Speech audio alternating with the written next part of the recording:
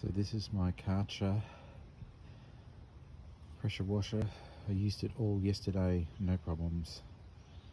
Went to turn it on today and nothing. It won't turn on at all. And yeah, so I need to get it running. So conventional wisdom on the internet says that it's caused by air getting into the system, and that actually makes sense because this was leaking at this point the entire time. So I've put some tape on it. I think I've stopped the leak, but that's where the air could have possibly gotten into. So it's not even plugged in at the moment, and apparently all you do is release air. Oh, there you go. There's the air blockage, air lock. So you just let it run until there is no air left in it.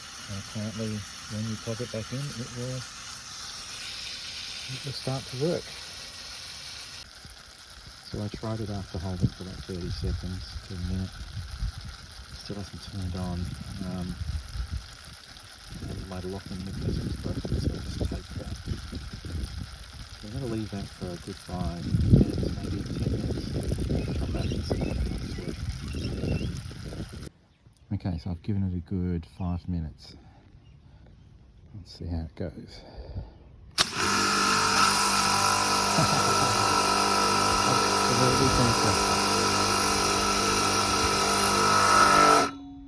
Man, I would have chucked this out. It was showing no signs of life.